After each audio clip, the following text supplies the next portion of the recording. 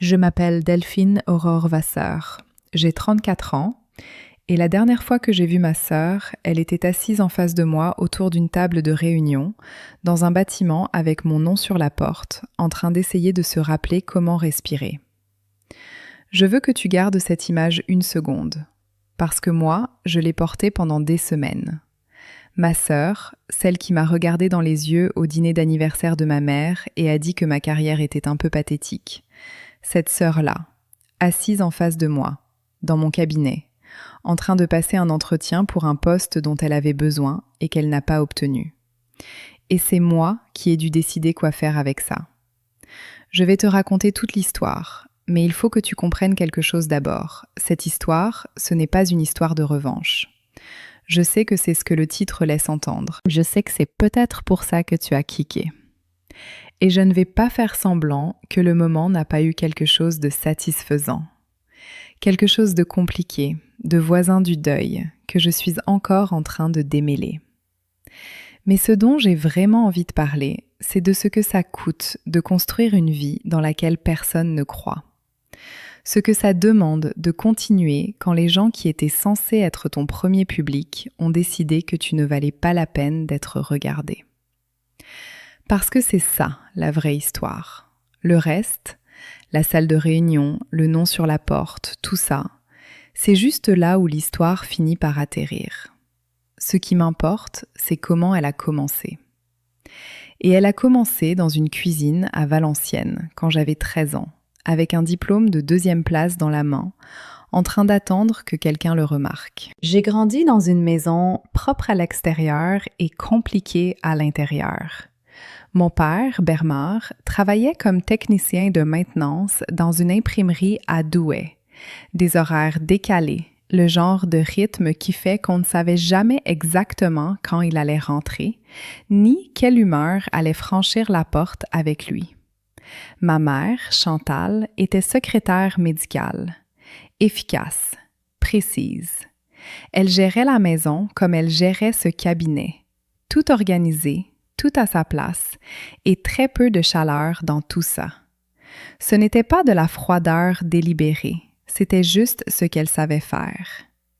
2 filles dans cette maison, moi, et Céline, de 4 ans, ma cadette. Je veux faire attention à la façon dont je parle de Céline, parce que ce n'est pas une histoire où ma sœur est un monstre et moi une sainte. Elle n'est pas un monstre. C'est précisément ce qui rend la chose difficile. C'est une personne à qui on a donné très tôt un certain nombre de croyances sur le monde et à qui personne n'a jamais demandé de les remettre en question. Et elle ne l'a pas fait, pas pendant longtemps.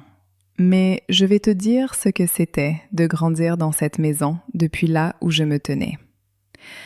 Céline était facile. C'est le seul mot que j'ai pour ça. Elle était sociable d'une façon qui mettait les adultes à l'aise. Elle riait au bon moment. Elle était jolie d'une manière dont les gens commentaient sans y penser, ouvertement, naturellement, comme si c'était un fait du monde plutôt qu'une chose qu'on lui tendait. Ma mère s'illuminait autour d'elle, pas de façon cruelle, pas de façon calculée. Je ne crois pas que ma mère se soit assise un jour et ait décidé d'avoir une préférée. Je crois que Céline lui renvoyait quelque chose qu'elle ne trouvait pas chez moi. La facilité. L'effort qui ne se voit pas. La performance de ne rien vouloir. Moi, je voulais des choses. J'étais silencieuse et sérieuse et je voulais comprendre comment les choses fonctionnaient. Et cette combinaison précise semblait épuiser tout le monde autour de moi sans que j'aie besoin d'essayer. Alors j'ai arrêté de montrer ce que je voulais. J'ai appris à construire en privé. Quand j'avais 13 ans, j'ai remporté la 2e place au concours régional de sciences du collège. Un projet sur les systèmes de filtration d'eau. C'était quelque chose de réel. Ça m'avait pris 4 semaines de travail, la plupart conduits à la table de la cuisine après que tout le monde était allé se coucher, parce que c'était le seul moment où la maison était assez silencieuse pour que je puisse penser. Je suis rentrée avec mon diplôme et j'étais dans un état particulier. vibrante, vraiment vibrante, de quelque chose que je n'avais pas ressenti avant. Pas exactement de la fierté, plutôt une preuve, comme si j'avais démontré quelque chose à moi-même dont je n'avais pas été sûre. Je suis entrée dans la cuisine où ma mère rangeait la vaisselle et je l'ai tenue vers elle. Elle l'a regardée. Elle a hoché la tête une fois et elle a dit « Céline a eu 19 en dictée aujourd'hui ». C'était tout. C'était l'intégralité de la réponse. J'ai gardé le diplôme dans un tiroir pendant 3 jours. Puis, je l'ai jeté moi-même, parce que ça faisait plus mal de le regarder que de ne plus l'avoir. Et si tu as déjà eu un moment comme celui-là, où tu as apporté à quelqu'un la meilleure chose que tu avais ce jour-là, et ils ont regardé droit à travers, alors tu comprends déjà ce que je veux dire quand je dis que j'ai porté ce sentiment dans chaque salle que j'ai traversée pendant les 15 années suivantes. Ce sentiment précis d'offrir quelque chose et que ça ne soit pas enregistré. C'est le sentiment que je veux que tu tiennes pendant que tu écoutes la suite. Parce que tout ce qui vient après, chaque choix que j'ai fait, tout ce que j'ai construit, tout ce qui s'est passé dans cette salle de réunion, tout ça a ce diplôme au centre. Si ça touche quelque chose en toi en ce moment, je veux que tu saches que tu n'es pas seul là-dedans. Clique sur j'aime. Abonne-toi pour entendre la suite. Ça devient plus difficile avant que ça aille mieux. Et si tu connais quelqu'un qui a besoin d'entendre que ce qu'il construit en silence a de la valeur, partage cette vidéo avec lui. Maintenant, laisse-moi continuer. Je me suis payé mes études à l'EDEC avec une bourse sur critères sociaux et un travail le week-end dans une boulangerie du Vieux-Lille. Les jeudis, vendredis et samedis, de 5h du matin à 13h, les mains qui sentent la farine, même après 2 lavages. Je faisais un master management des opérations, ce qui, je sais, sonne un peu austère dit comme ça. Mais ce que ça voulait dire concrètement, c'est que j'apprenais à voir comment les organisations fonctionnent vraiment, où elles tiennent, où elles craquent, comment anticiper les ruptures avant qu'elles arrivent. Ça m'allait. D'une façon que je n'avais pas prévue. J'étais douée pour voir l'architecture invisible des choses. J'ai obtenu mon diplôme avec mention. Ma mère m'a envoyé une carte avec 50 €. Céline n'est pas venue à la remise des diplômes. Je suis rentrée dans mon appartement partagé avec 2 autres étudiants et j'ai fait du café. Et je me suis assise par terre parce qu'on n'avait pas assez de chaises et j'ai pensé « D'accord, maintenant ça commence vraiment ». Je me suis installée à Paris 1 an plus tard pour un poste d'analyste junior chez Marchetti et Fontenay Conseil dans le 8e. Entrée de gamme, bureau partagé. Le genre de poste où on reste tard parce qu'on a quelque chose à prouver et aussi parce qu'on n'a honnêtement rien de mieux à faire un mardi soir. Je n'avais pas d'argent, un bon blazer, une voiture ancienne mais fiable et une concentration particulière, le genre qui se développe chez les gens qui grandissent en apprenant que personne ne leur donnera quoi que ce soit. La première personne qui a vraiment vu cette concentration, qui l'a vue et l'a nommée à voix haute, s'appelait Dominique Angois. Dominique était responsable administrative principale quand je suis arrivée. Elle a 53 ans, elle porte des locks gris argentés relevés avec des épingles décoratives et elle est la mémoire institutionnelle de ce cabinet depuis plus longtemps que la plupart des associés seniors. Elle savait des choses. Pas des commérages, des choses structurelles. Qui prenait vraiment les décisions et qui pensait juste les prendre, où les travaux des uns se retrouvaient crédités aux autres. La première fois qu'elle m'a vraiment regardée, c'était environ 3 semaines après mon arrivée. J'étais restée jusqu'à presque 21 heures pour corriger une erreur dans un rapport client. Ce n'était pas mon erreur, c'était celle de l'analyste senior que j'assistais, mais mon nom était dans le document comme contributrice et je ne pouvais pas le laisser partir avec cette erreur dedans. Dominique était encore là quand je suis passée devant son bureau. Elle a levé les yeux et elle a dit « C'était pas ton erreur. » « Non, j'ai dit, mais tu l'as corrigé quand même. » Mon nom était dessus. Elle m'a regardé un moment avec ses yeux vifs et sombres, puis elle a dit Viens me voir demain matin avant que le reste du cabinet arrive. Il y a des choses sur le fonctionnement réel de cet endroit que tu as besoin de comprendre. Elle me les a montrées. Pendant l'année qui a suivi, elle m'a montré comment le cabinet fonctionnait vraiment. Pas par obligation, mais parce qu'elle avait passé 19 ans dans un cabinet précédent à regarder des gens capables de se faire contourner et qu'elle avait décidé qu'elle ne resterait plus silencieuse face à ça. Elle avait décidé que je valais la peine de ne pas rester silencieuse. Je ne savais pas encore à ce moment-là à quel point cette décision allait compter. J'étais chez Marchetti et Fontenay depuis environ 2 ans quand le dîner d'anniversaire a eu lieu. Je suis rentrée à Valenciennes comme je le faisais toujours, avec le calibrage interne précis de quelqu'un qui a appris exactement combien de temps elle peut rester dans cette maison avant que ça lui coûte plus qu'elle n'a. 3 heures était mon chiffre. 3 heures, et ensuite j'avais une route à faire. Céline est arrivée en retard, comme toujours, ce qui était compris comme du charme plutôt que de l'irrespect. Mathieu à son bras, une nouvelle bague, ce teint particulier de champagne qu'elle a quand elle revient d'un endroit qu'elle considère important. La cuisine s'est réorganisée autour d'elle comme elle l'avait toujours fait. Ma mère qui rit, mon père qui resservait les verres, Mathieu qui mettait tout le monde à l'aise sans effort. Moi, j'essuyais la vaisselle à l'évier. J'ai dit que je devais partir, tôt le lundi matin. Et Céline, sans même se tourner complètement vers moi, juste un demi-regard dans ma direction, a dit « C'est vrai, le truc de conseil. Management des opérations », j'ai dit. Elle a souri, ce sourire particulier. « C'est mignon, tu travailles tellement. » Et ensuite, j'ai toujours pensé que tu ferais quelque chose de plus, je sais pas, de visible. C'est un peu pathétique, non? Tout ce travail et personne sait même ce que tu fais. Personne n'a rien dit. Ma mère parlait déjà de la bague. Mon père s'était glissé vers la terrasse. Mathieu regardait son téléphone. J'ai ramassé mon sac, j'ai dit au revoir. J'ai fait les 400 km de retour vers Paris, sans allumer la radio, sans m'arrêter, sans pleurer. Je veux être claire sur ce dernier point, parce que j'ai pleuré sur ma famille plus de fois que je ne peux compter, mais pas ce soir-là.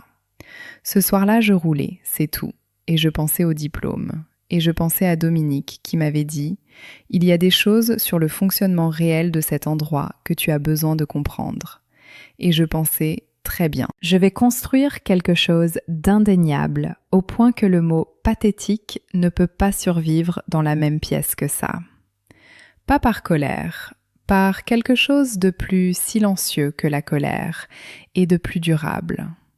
Par la détermination précise et accumulée de quelqu'un qui a été sous-estimé par les personnes qui étaient censées la connaître le mieux.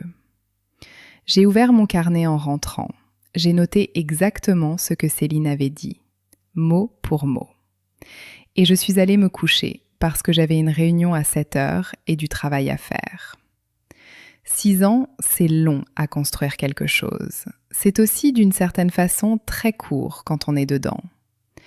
Je veux te dire à quoi ces 6 années ont ressemblé vraiment, pas la version résumée, pas ce qu'on met sur LinkedIn, la texture réelle. Parce que quand les gens entendent une histoire comme la mienne, ils imaginent un montage propre. Travail, promotion, bureau, terminé. Et la réalité est tellement plus spécifique et tellement moins cinématographique que ça, et je pense que c'est la spécificité qui compte. Les 3 premières années chez Marchetti et Fontenay, j'étais invisible de la façon dont les gens utiles sont souvent invisibles. J'étais celle qui repérait les erreurs avant qu'elles deviennent des catastrophes. Celle qui restait tard quand un livrable client s'effondrait et que personne ne voulait être celle qui disait qu'il s'effondrait. Je construisais des systèmes que d'autres utilisaient sans savoir que je les avais conçus. J'écrivais des processus qui étaient adoptés sans attribution. Je ne me suis pas plainte de ça, je l'ai noté. Je tenais mes carnets, j'en ai 4 maintenant, remplis d'observations, de schémas, de choses vraies indépendamment de ce que je ressentais un jour donné. Je notais qui faisait attention et qui ne faisait pas attention. Je notais où étaient les manques. Je notais ce dont le cabinet avait vraiment besoin par opposition à ce qu'il pensait avoir besoin. Dominique notait tout, évidemment. C'était ça avec Dominique. Elle voyait l'ensemble du tableau. Elle passait à mon bureau en fin de journée et disait des choses comme « Martin a utilisé ton cadre méthodologique pour la présentation Weston. Tu le savais? » Et je disais « Oui. » Et elle disait « Tu vas faire quelque chose? » Et je disais « C'est déjà fait. J'ai envoyé à Gilles la version originale avec le tampon de date. » Et elle me regardait avec ces yeux-là et hochait la tête une fois, lentement, et disait « Bien. » Pas condescendant, comme une confirmation, comme un entraîneur qui regarde un athlète et reconnaît la forme. Le tournant est arrivé en 4e année. Un client majeur, je ne dirai pas le nom, était sur le point de mettre fin à son contrat avec Marchetti-Fontenay parce que le modèle opérationnel qu'on avait construit pour eux avait 3 inefficacités structurelles que personne n'avait adressées. Parce que personne ne voulait être celui qui dirait aux associés que le modèle avait des problèmes. J'ai rédigé un rapport de 49 pages. Je l'ai présenté aux associés gérants un jeudi matin avec un cadre révisé et un calendrier de mise en œuvre sur 14 semaines. Le client a renouvelé son contrat pour 3 ans, à un tarif plus élevé. Gilles Marchetti, l'un des 2 associés fondateurs, m'a appelé dans son bureau après. Il a dit, et je m'en souviens exactement, « Depuis combien de temps tu voyais ce problème? » J'ai dit, « 16 mois. » Il a été silencieux un moment. Puis, « Pourquoi tu n'as rien dit avant? » J'ai dit, « Je l'ai fait. » Je l'ai mentionné dans 3 rapports d'avancement différents. Je crois que ça n'a pas été perçu comme urgent parce que ça venait de moi. Il n'a pas contesté ça. Il a juste dit « ça change maintenant ». Ça a changé. Pas immédiatement et pas sans friction. Il y avait des gens dans ce cabinet qui étaient là depuis plus longtemps que moi et qui n'ont pas aimé ce qui s'est passé ensuite. Mais ça a changé. La 5e année a amené un titre de directrice et une rémunération qui m'a fait rester assise dans ma voiture un long moment la première fois que j'ai vu le chiffre. La 6e année a amené la restructuration et la conversation avec les 2 associés où ils m'ont dit qu'ils allaient donner mon nom à la division dans le cadre du package de rétention.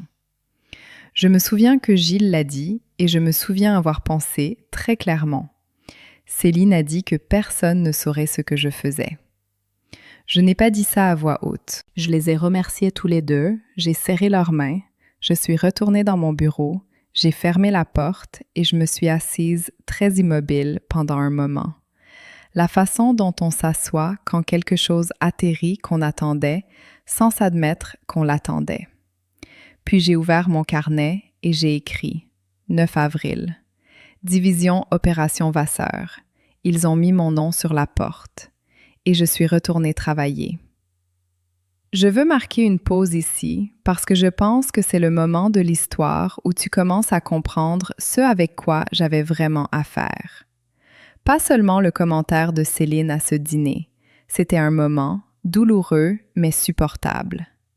Ce que je veux que tu retiennes vraiment, c'est le schéma en dessous. Les années à être la personne dans la pièce qui faisait le vrai travail pendant que quelqu'un d'autre obtenait d'en être le visage. Les années à apporter quelque chose de réel et à ce que ça soit enregistré comme correct au mieux. Les années à construire dans un silence qui n'était pas paisible. Il était plein. Plein de tout ce que je ne disais pas parce que j'avais appris très jeune que le dire n'aidait pas. Je me demande si tu sais ce que c'est.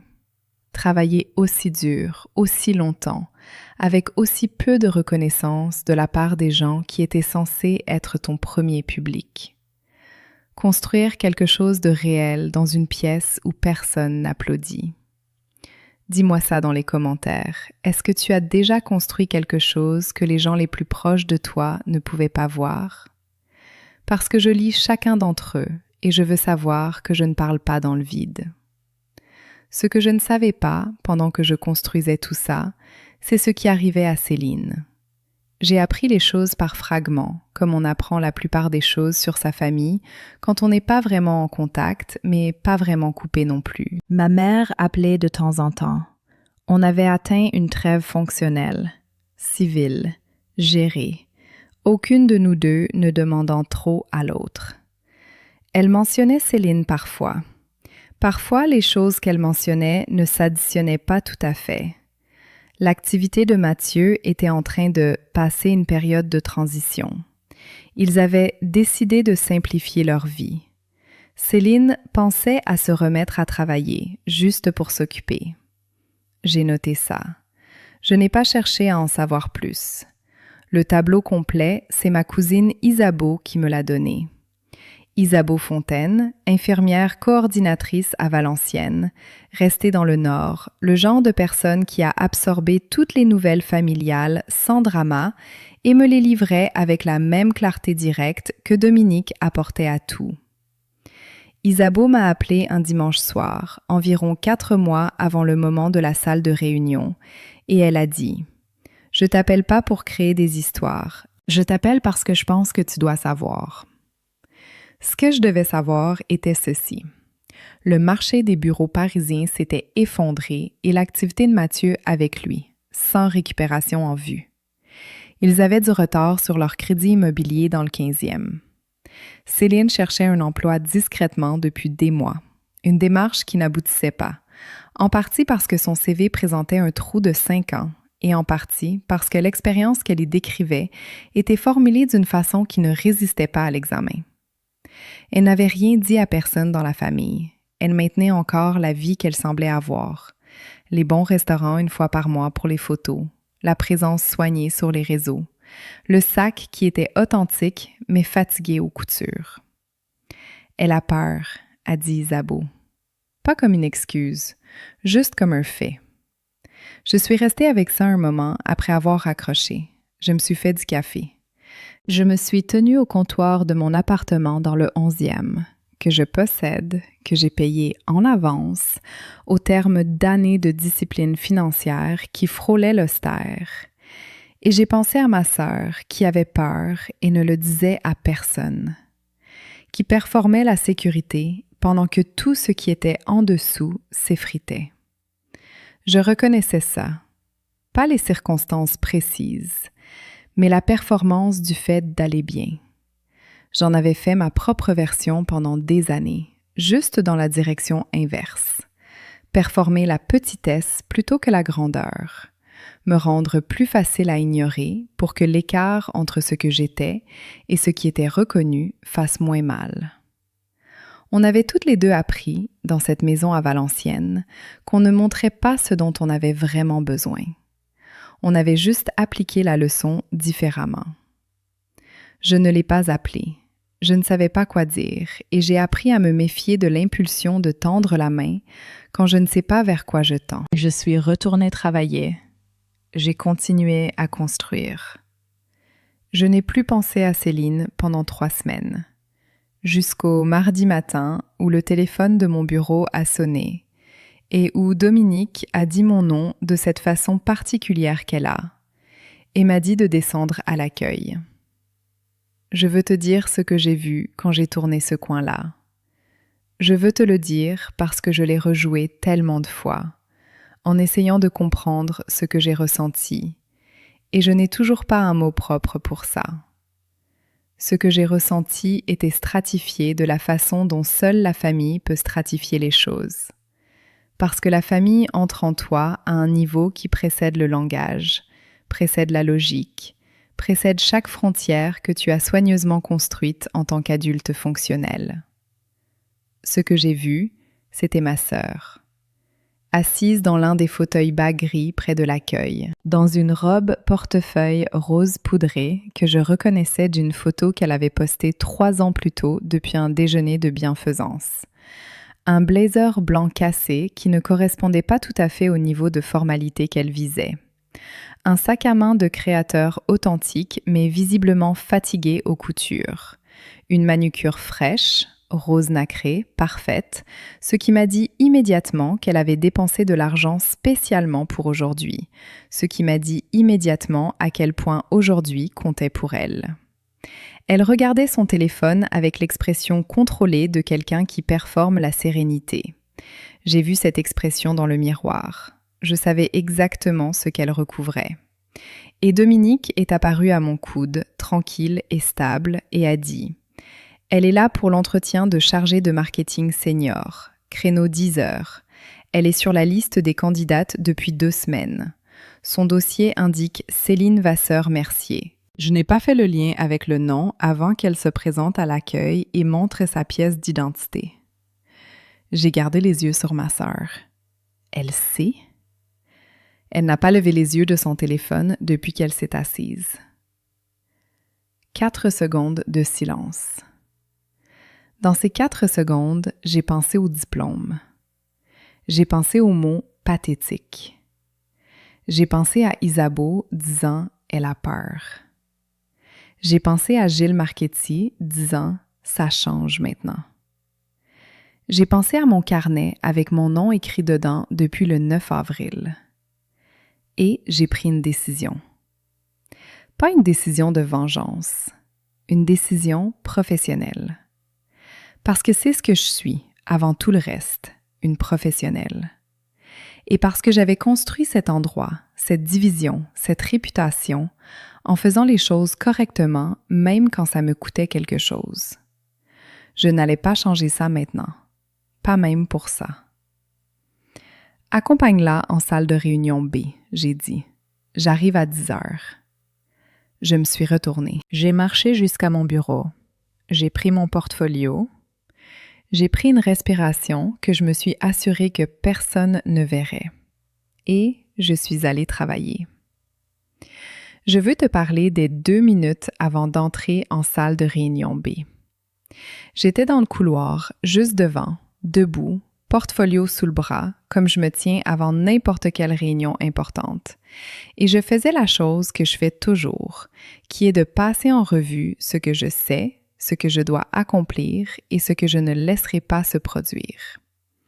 Je fais ça avant chaque conversation difficile. Je dresse une liste dans ma tête, des faits, pas des sentiments, des objectifs, pas des griefs. C'est la chose la plus utile que je me sois jamais appris à faire. Mais cette fois, debout devant cette porte, la liste n'arrêtait pas d'être interrompue. Par la cuisine à Valenciennes, par le diplôme dans le tiroir, par le mot « pathétique » assis dans mon carnet dans ma propre écriture, exactement comme elle l'avait dit, parce que je l'avais noté ce soir-là pour ne pas me permettre de le minimiser après. Par la voix d'Isabeau disant « elle a peur », par l'image de cette manucure rose nacrée, la seule chose sur laquelle Céline avait dépensé de l'argent spécialement pour aujourd'hui, et ce que ça me disait sur le degré de désespoir que représentait ce rendez-vous pour elle. Je suis restée dans ce couloir 90 secondes de plus que nécessaire. Puis, j'ai redressé ma veste, celle en crêpe marine qui tombe exactement comme je veux qu'elle tombe, parce que je l'ai fait retoucher 2 fois, et j'ai ouvert la porte. La salle de réunion B a une longue table ovale, 8 chaises et une fenêtre qui donne sur la cour intérieure de l'immeuble haussmannien. Ce n'est pas la salle la plus impressionnante du cabinet. Elle est fonctionnelle et propre, et sur le mur à gauche de la porte, monté à hauteur des yeux, il y a un rectangle de métal brossé argenté qui indique « Division Opération Vasseur ». Marchetti et Fontenay conseil. Je passais devant ce rectangle chaque jour ouvrable depuis 2 ans sans vraiment le voir. Il était devenu partie de l'architecture. Un meuble, un fond. Céline l'avait apparemment regardé pendant les 4 minutes qu'elle avait passées seule dans cette pièce avant mon arrivée. Quand j'ai ouvert la porte, elle lui faisait face. Elle s'est retournée en m'entendant entrer et j'ai observé. Je ne pouvais pas m'empêcher d'observer. J'observais avec la même attention précise que j'apporte à tout. J'ai observé la séquence d'expressions qui a traversé son visage dans les 3 secondes entre se retourner et reconnaître et comprendre. Il y a eu un éclair de sérénité professionnelle, le visage qu'elle avait préparé pour l'entretien. Puis la reconnaissance, ses yeux changeants, quelque chose derrière eux qui chavire. Puis la compréhension, pas lente, rapide, totale, le genre qui arrive d'un coup et atterrit comme rater une marche qu'on n'avait pas vue. Elle m'a regardé. Elle a regardé le rectangle. Elle m'a regardé. J'ai traversé la salle et me suis assise en face d'elle. J'ai posé mon portfolio sur la table. Je l'ai regardé directement, comme je regarde n'importe qui dans cette salle, et j'ai dit « Bonjour, merci d'être venu ». Sa bouche s'est ouverte, rien pendant un moment. Puis, Delphine. Madame Vasseur dans ce contexte, j'ai dit, pas durement, précisément. On commence? Le panel d'entretien pour un poste de chargé senior chez Marquetier Fontenay est composé de 3 personnes. Le responsable du département qui demande le recrutement, en l'occurrence notre directeur de la communication externe, un homme attentif et méticuleux qui s'appelle Renaud et qui n'avait aucune idée de l'histoire dans cette salle. Notre responsable RH, Carole Imbert, qui est dans le cabinet depuis 11 ans et qui a le don particulier de tout remarquer en semblant ne rien remarquer. Et moi, j'ai posé les mêmes questions que je pose toujours. Expérience candidate, exemple précis de gestion de campagne, supervision budgétaire, management d'équipe, résultats mesurables. Les mêmes questions que j'aurais posées à n'importe qui assis dans ce fauteuil. Ce qui est devenu apparent, pas immédiatement, mais par couche, comme les problèmes structurels se révèlent toujours par couche, c'est que le dossier de Céline avait construit une version de son parcours professionnel que la réalité de la conversation ne pouvait pas soutenir. Le poste de chef de projet marketing qu'elle avait indiqué, 2 ans de fait, 5 ans sur le CV. Les budgets de campagne qu'elle prétendait avoir pilotés, gonflés jusqu'à des montants impliquant un niveau de complexité organisationnelle dans lequel elle n'avait jamais réellement travaillé.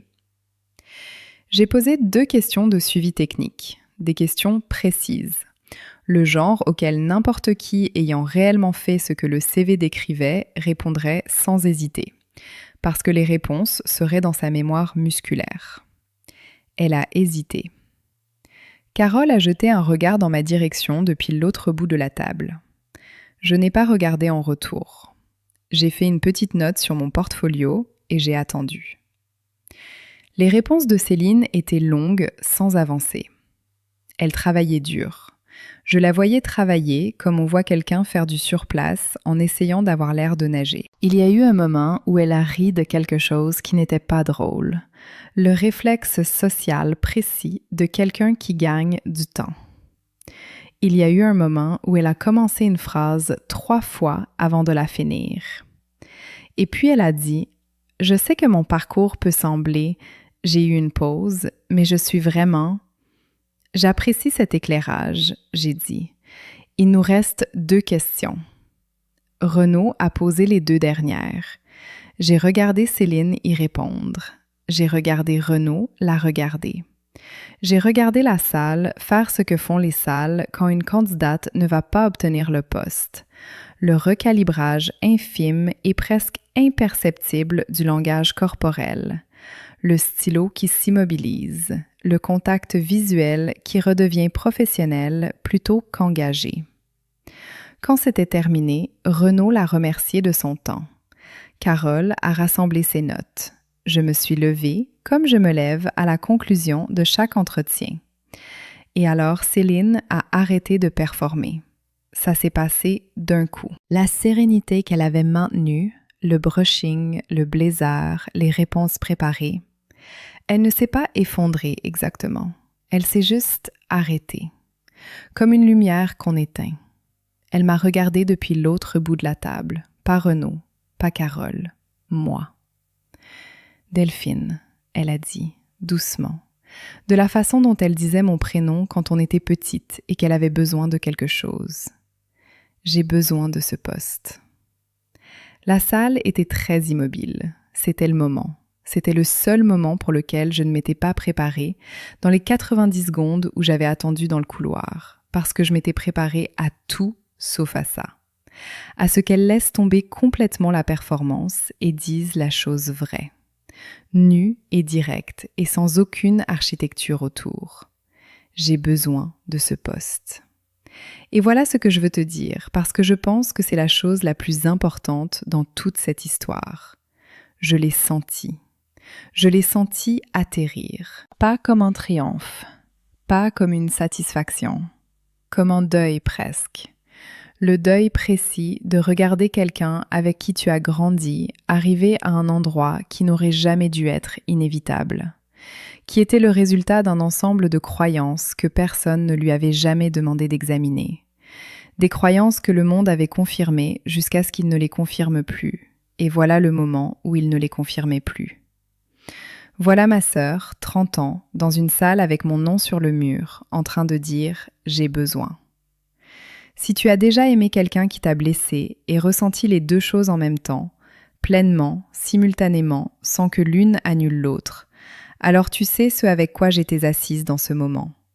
C'est la chose que personne ne te dit sur le fait de construire une vie sans les gens qui étaient censés en faire partie. Tu ne cesses pas de les aimer. Tu les aimes juste depuis une distance qui te permet de rester entière. Clique sur j'aime si ça te touche quelque chose de vrai. Abonne-toi si tu veux savoir comment ça finit, parce que je te promets qu'il y a encore de la suite. Maintenant, laisse-moi continuer. Nous vous contacterons dans les 5 jours ouvrables, j'ai dit. Merci pour votre temps. Je me suis levée. J'ai tenu la porte ouverte. Elle est passée sans me regarder. Je ne suis pas retournée directement dans mon bureau. Je suis allée à la kitchenette, qui était vide à cette heure-là, et j'ai préparé un café avec la délibération particulière de quelqu'un qui donne à ses mains quelque chose à faire pour que son esprit puisse travailler. J'étais au comptoir quand Dominique est entrée. Elle n'a rien dit d'abord. Elle s'est juste mise à côté de moi et s'est servi une tasse du café déjà prêt et s'est appuyée contre le comptoir. C'est une des choses que j'aime chez Dominique. Elle n'a jamais, en 9 ans, rempli un silence qui avait besoin de rester vide.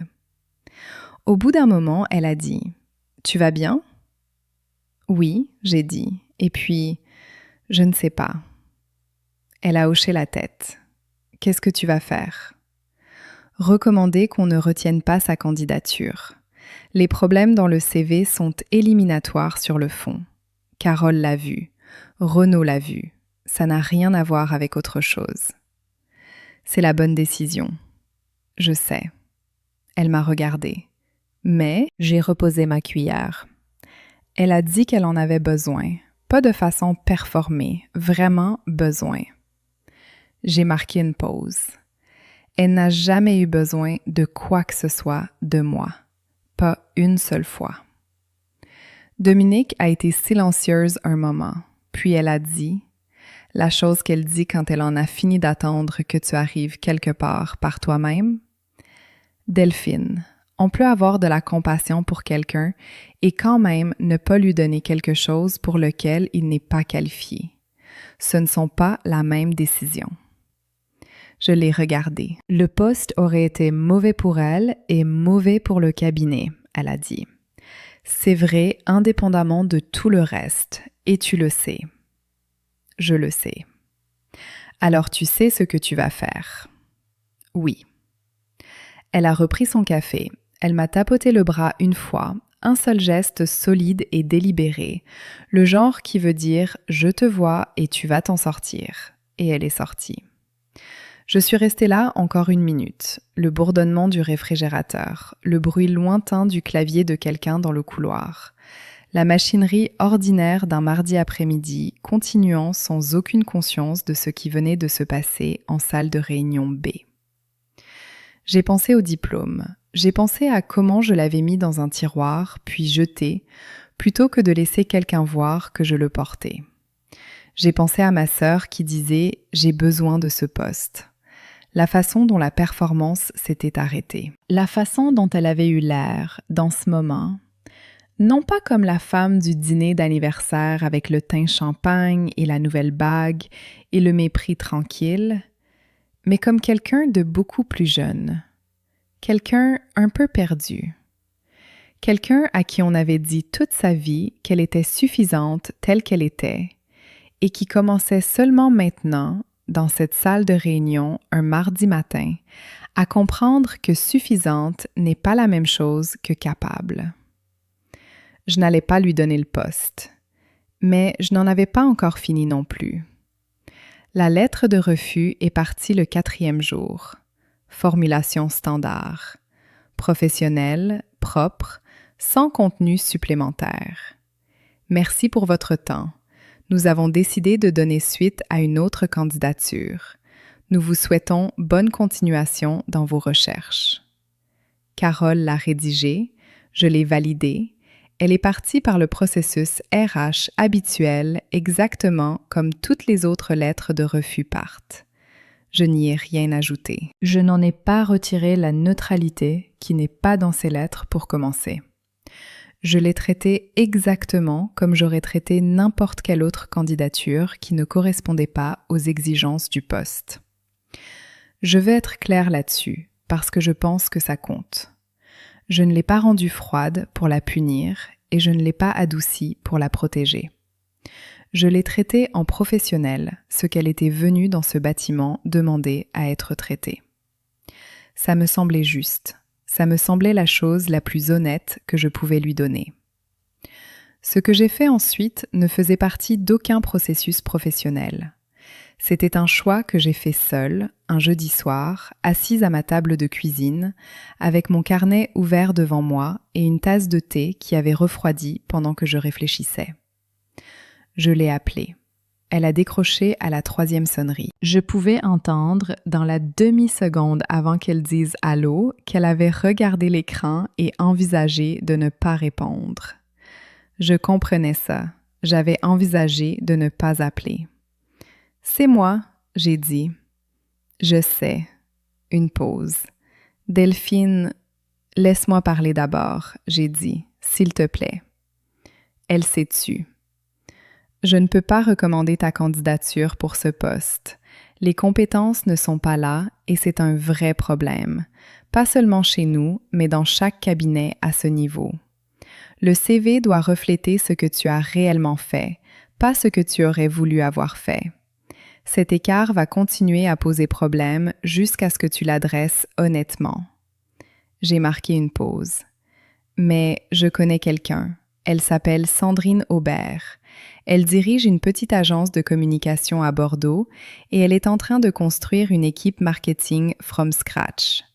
Elle cherche spécifiquement des gens qu'elle peut former plutôt que des gens qui arrivent déjà finis. Ce n'est pas un poste de management, c'est un point de départ. Tu devrais vraiment construire quelque chose depuis le début et ça prendrait du temps et ce serait un travail réel.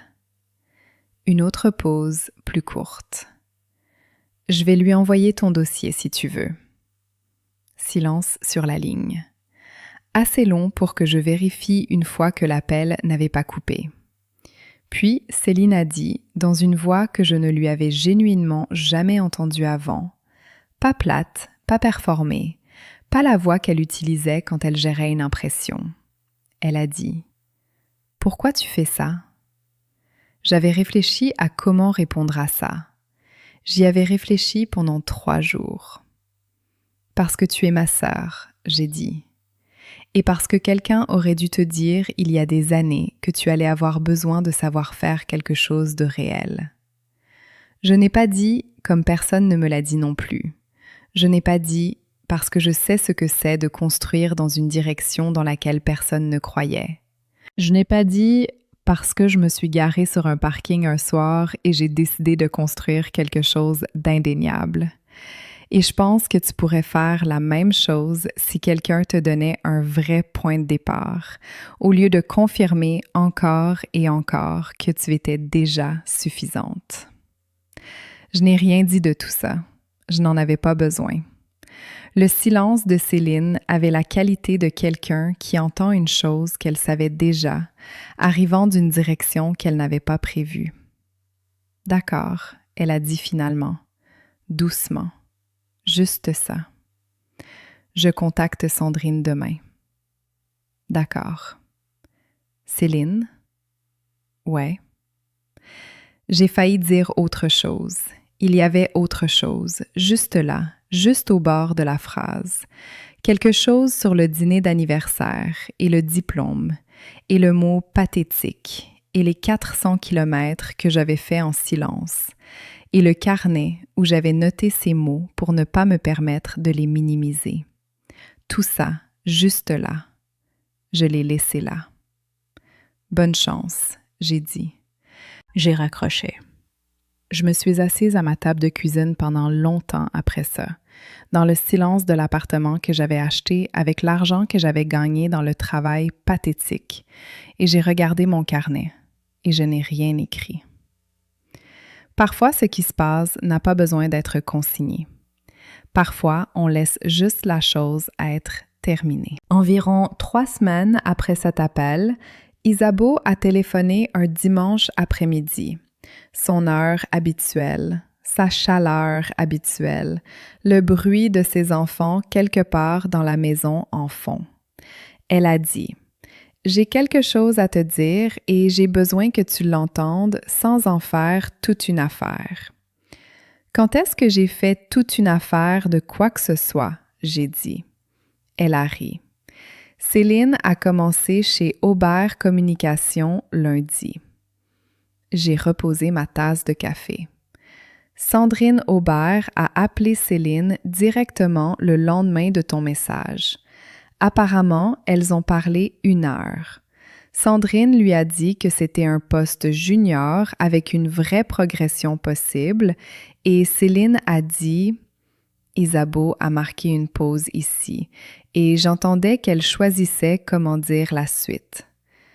Apparemment, Céline a dit qu'elle en avait fini de prétendre être quelque part où elle n'était pas, qu'elle avait besoin de commencer depuis là où elle était vraiment. Je n'ai rien dit pendant un moment. « C'est bien, j'ai dit. »« Oui, » dit Isabeau, « c'est bien. » Il y a eu un silence confortable entre nous, le genre qui existe entre des gens qui se connaissent depuis assez longtemps pour ne pas avoir besoin de remplir chaque espace. Puis Isabeau a dit « Elle ne va pas t'appeler, tu le sais, hein? Pas avant un moment, peut-être pas avant longtemps. C'est juste qui elle est. » Je sais. Ça te dérange? J'y ai pensé honnêtement. Comme j'essaie de penser aux choses quand quelqu'un en qui j'ai confiance me pose la question directement. Moins que je ne l'aurais cru, j'ai dit. Je pense que j'avais besoin de faire la chose plus que j'avais besoin de la réponse à la chose. Isabeau a été silencieuse un moment. Puis elle a dit « Ton père aurait été vraiment fier de toi, Delphine. Je veux juste que tu le saches. Je le pense vraiment. » J'ai dû poser le téléphone 1 seconde après ça, juste 1 seconde.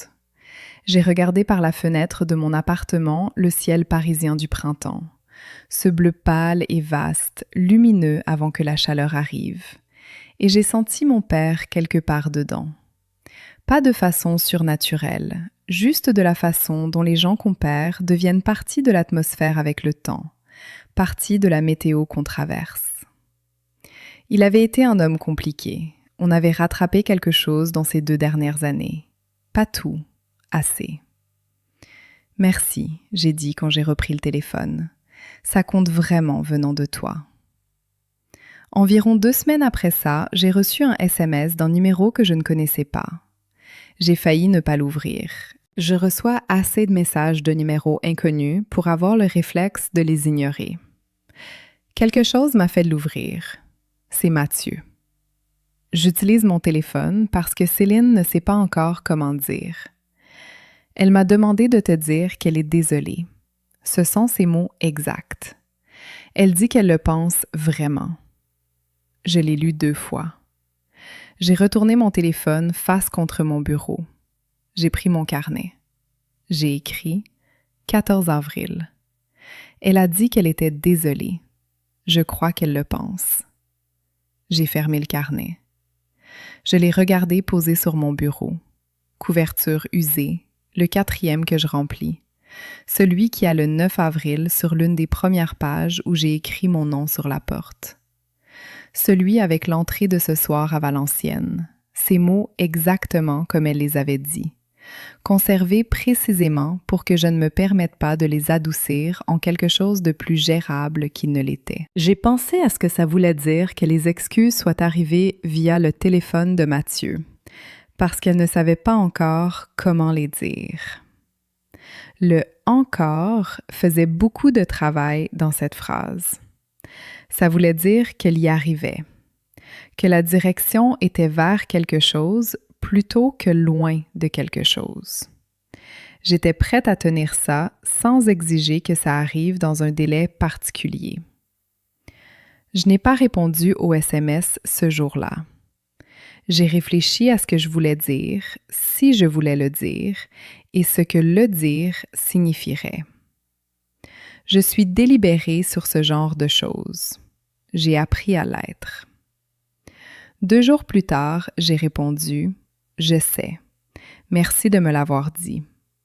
Dis-lui bonne chance pour le nouveau poste. » C'était tout.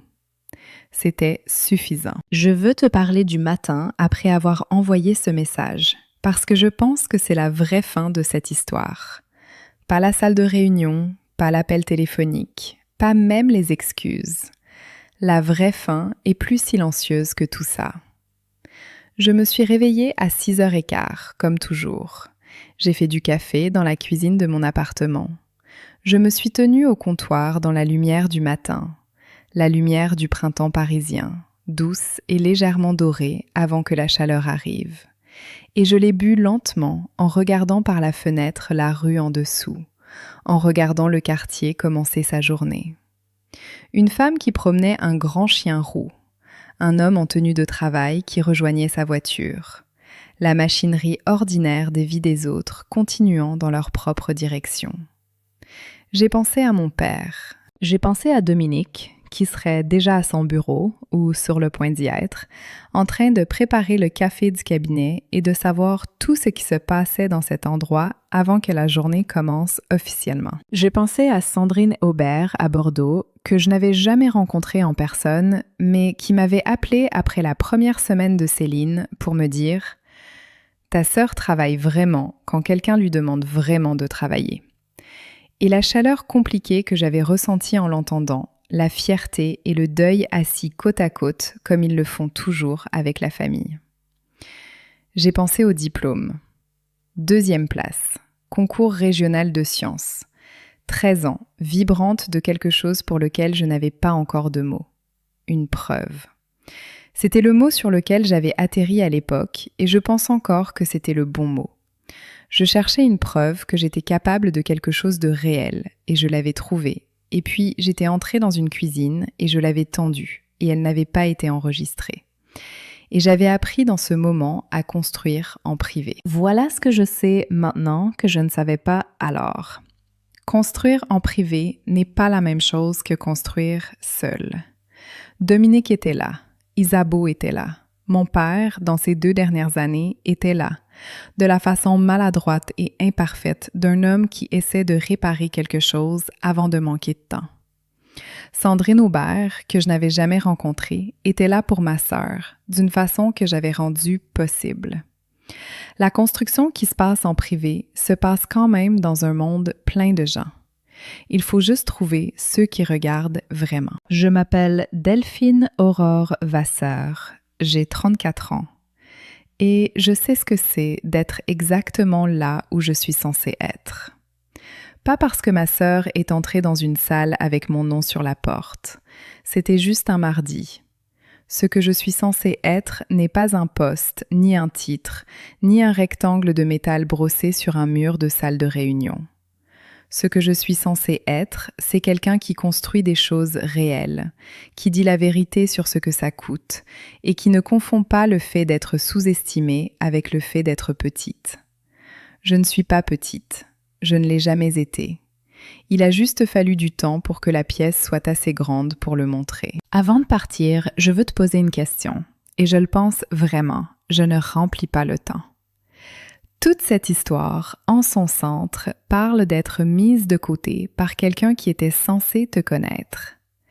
De construire quelque chose de réel dans un silence que personne d'autre ne regardait. Et de ce qu'on fait avec le pouvoir quand il arrive enfin. Alors voilà ma question.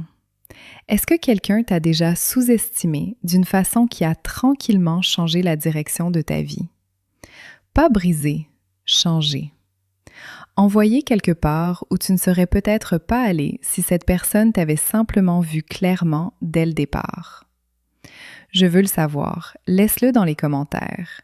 Je lis chacun d'entre eux et je pense que les réponses à cette question sont parmi les histoires les plus importantes que les gens portent sans jamais les dire à personne. Si cette histoire t'a accompagné, si une partie de ce que j'ai dit ressemblait à quelque chose que tu essayais de mettre en mots, clique sur « J'aime ». Abonne-toi pour ne pas rater la prochaine vidéo, parce que j'ai encore des histoires et j'ai bien l'intention de continuer à les raconter. Et si tu connais quelqu'un qui est en train de construire quelque chose de réel en ce moment, dans une pièce où personne n'applaudit, partage cette vidéo avec lui. Dis-lui que la pièce finit par rattraper. À bientôt pour la prochaine!